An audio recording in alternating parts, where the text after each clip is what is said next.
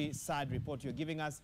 The gun that was used in this particular incident, has it been recovered? Did he disappear with it? Tell us a bit more about that. Okay, thank you very much for that clarification. The gun that was used after the suspect using it abandoned it there at the house, it was recovered, and it is according to the area CPD, Mr. Alex Nana says the officer used more than 20 bullets that he fired to both the wife and the minor, who is also her first daughter in the incident. The gun is there, Wahiga.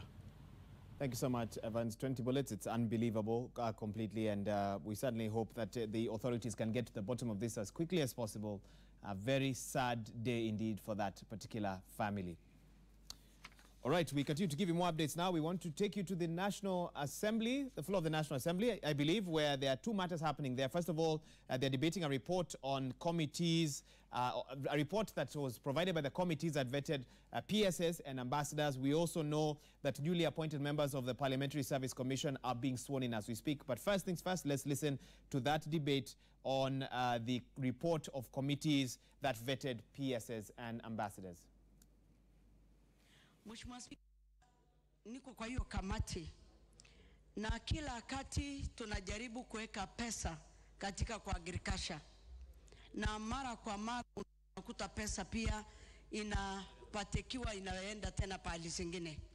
Kwa hivyo Mheshimiwa Spika, yangu ni kuunga mkono na kusema ni muhimu tuweke agriculture pesa mingi, na nikisema agriculture Mheshimiwa Spika, hiyo department iko mna mambo mingi, iko pia livestock ndani. Mheshimiwa Spika, livestock, mambo ya wafugaji, tunaumia sana kama wafugaji.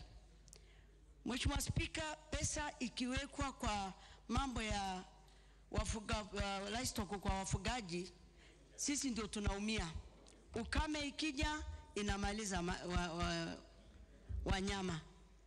Njaa ikija inamaliza. Mambo ya maji inategemewa kwa mambo ya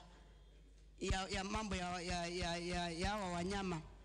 Kwa hivyo Mheshimiwa Spika, ningesema tu mambo pia ya livestock, ya wanyama. Ningeomba kusema pahali zingine tunaumia kabisa wafugaji. Kama sasa kila mtu anaona katika Kenya bile mali zinakufa, bile hakuna maji, bile hakuna nyasi, na kuna story moja na hatuwezi kukubali. Kuna wakati tunataka pesa mingi sana hata ya kusema inaenda kwa nyasi, inaenda kwa kusaidia ile chakula ya ng'ombe, unakuta hatuelewi inaenda pande gani. Kwa hivyo tunataka iwekwe pesa mingi ili ipate kusaidika Mheshimiwa Spika. Mheshimiwa Spika, tukiunga mkono pia mambo ya mahindi, mambo ya kahawa, iwa pia ni mvua ndio tunategemea inyeshe. Lakini ikiwa mambo pia ikiwekewa pia tuwe na maji mingi, hatutakuwa tukilia pia mvua haijanyesha kama kuna irrigation katika mamea yote. Kwa hivyo Mheshimiwa Spika, naunga mkono na tunataka kuhakikisha pesa iwekwe katika hiyo idara, hiyo department, kwa sababu hiyo department imebeba mambo mingi na inataka pesa ndio pia ipate kusonga. Asante Mheshimiwa Spika, alikuwa nataka kuchangia. Honorable Brighton Leonard, who is that? Thank you very much, Mr. Speaker, sir. I would like to second, or rather, it is not, or rather support. Okay, proceed. Support the appointment of Professor Amadi Ideboga as the PS of State Department of Agriculture and Research, realizing that that agriculture is among the 4 pillars of this particular economy. Therefore, we require research as a fundamental or as a foundation to production of food and agriculture. And we realize also that Kenya depends majorly on, Kenya's economy depends majorly on agriculture, and therefore look at tea, coffee, macadamia, among other products that are being exported. We're looking at research on issues to do with variation of prices, especially of tea from east and tea from west. Those are among the things that we expect Professor Hamadi to look into. Look at research to bridge the gap on why we are still importing sugar, we are still importing maize, while we have adequate land, while we have adequate labor to handle such like issues. We need to shift and have a paradigm shift and move from traditional farming to modern farming. A shift from rain-fed economy to irrigation. And that is why we require Professor Mboga in that particular department. Look at the advent of GMOs. There is need to do proper research and build on the positives of GMOs, and also do research on the health hazards that are posed by GMOs. Research, therefore, will lead to improved crop and also livestock production, among marketing, among other issues. Therefore, I support. Thank you. Very well. Now, and I see all members are basically really supporting. So let's have the mover to reply.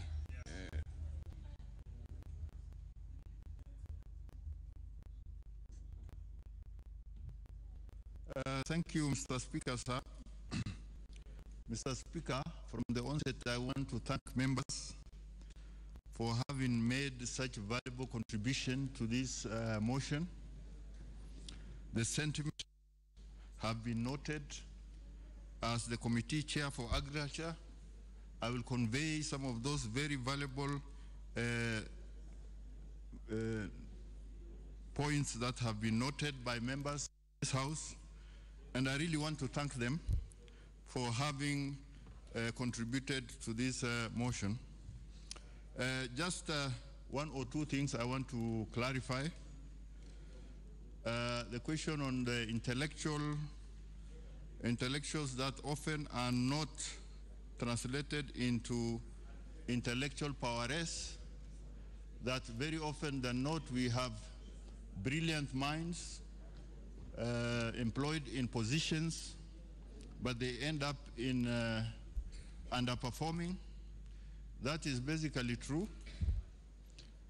But what is different for Professor Boga is that he is a career researcher, and therefore his technical and conceptual skills into the work that he is being set out to do. However, a lot also has been said about the budget, because basically the resources must follow functions, and this is what we are asking the executive to do. And I want to repeat that the excitement out there about the Big Four agenda in terms of agriculture is actually not captured in the budget for 2017-2018, sadly so. And 2017-2018 budget is 10 billion short of what we had last year. And the committee also noted during its, the committee noted that certain research institutions have researchers who are waiting only for donors. And so we really need the department to be resourced adequately. And Mr. Speaker, sir, with those very many remarks, I beg to move. Thank you.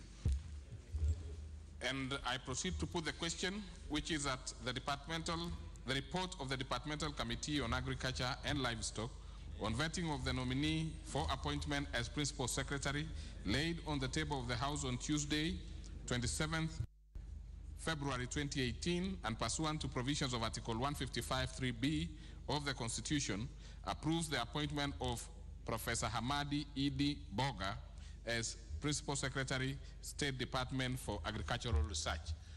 Many as of that opinion say aye. Aye. Many as of a contrary opinion say nay. The ayes have it. Next order.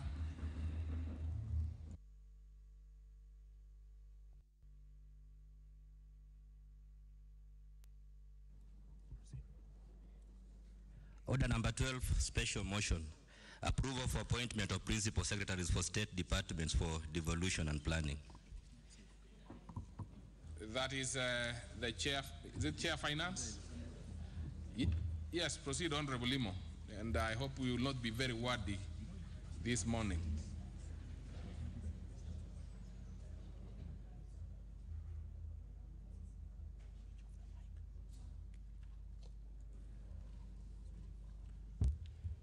All right, thank you, Mr. Speaker.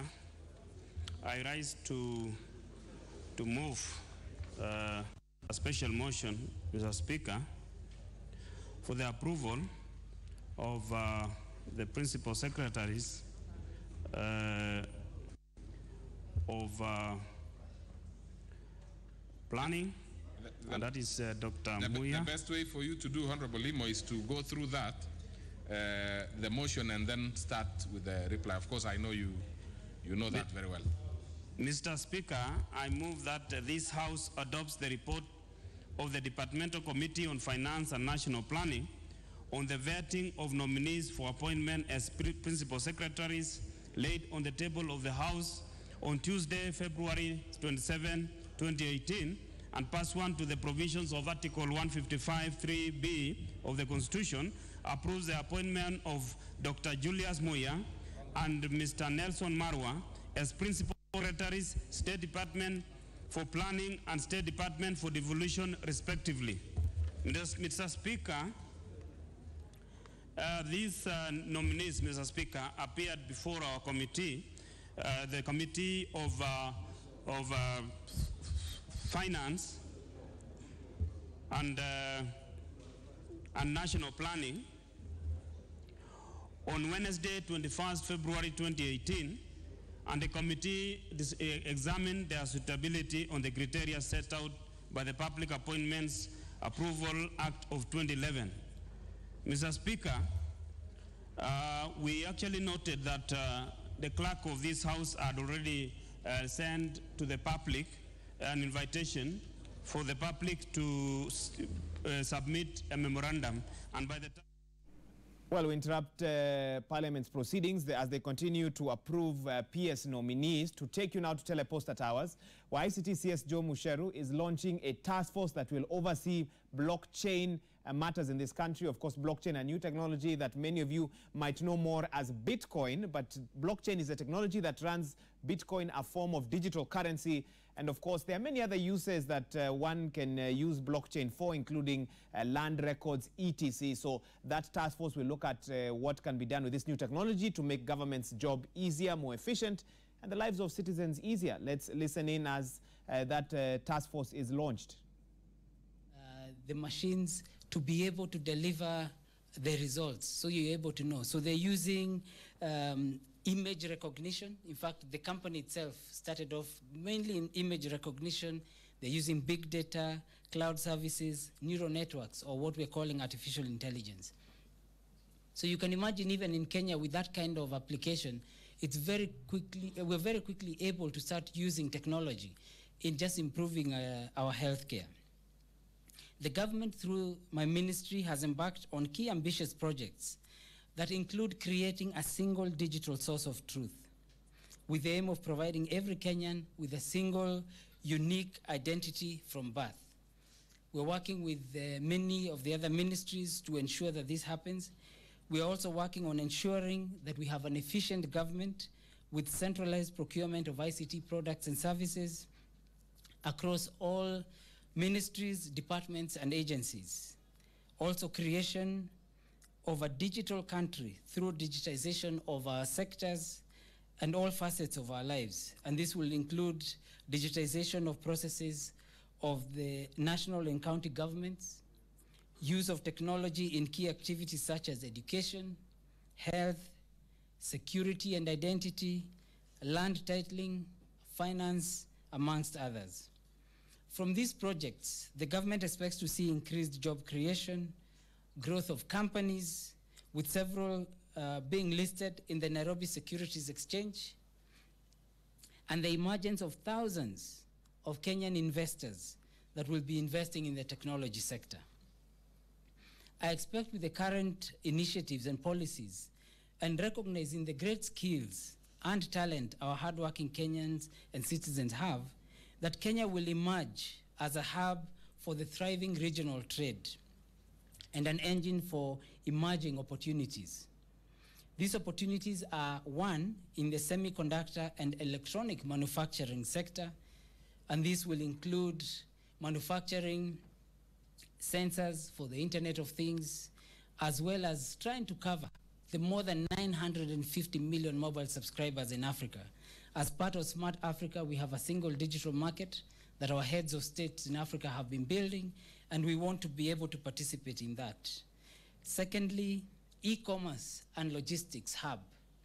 Kenya is ideally positioned at the heart of Africa with a coastline, international airports, and the ability to be able to create e-commerce and logistics organizations for the region. Three, the engine of content creation. Whether we're doing that in our vernacular or in many of the other languages we have in the region, we want to become that engine. Fourth, the Financial Technology Center or FinTech Center. Kenya has led in this space and continues to lead. I think we have one of the leading virtual currencies that is linked to the Kenya shillings. This is M-Pesa. And so this task force will have the audacious task of giving us guidance on what we're going to be doing with the digital currencies or cryptocurrencies, including whether we should be mining them or not. I know it's a debate that's been ongoing, and we still work closely with the central bank, so there's no disagreement right now within government. And finally, fifth, is to be a leader in cloud services. Kenya has great connectivity, great use of services, and with that we can be able to provide cloud services for the region. At the end of this, the report we'll get from the task force, we want that when people search online for keywords such as entrepreneurship, venture capital funds, digital economy, e-commerce, media, logistics and distribution, jobs and employment, health and education, Kenya should always be at the top. ICTCS Joe Musheru setting the stage for what he expects from the blockchain task force, the various tasks there that they'll need to look at, and finally they'll issue a report that the government can act on. This is in regards to new technology, specifically blockchain technology. It's been a big talking point in late 2017, early 2018, with Kenyans jumping on to the Bitcoin phrase. But the technology behind Bitcoin is actually blockchain, and that technology can be used for has other uses, and that's what that task force that was recently gazetted, I believe, by President Uhuru Kenyatta will be looking at. Now, we want to refer you to a tweet posted on the Twitter handle of the Kenya National Examination Council.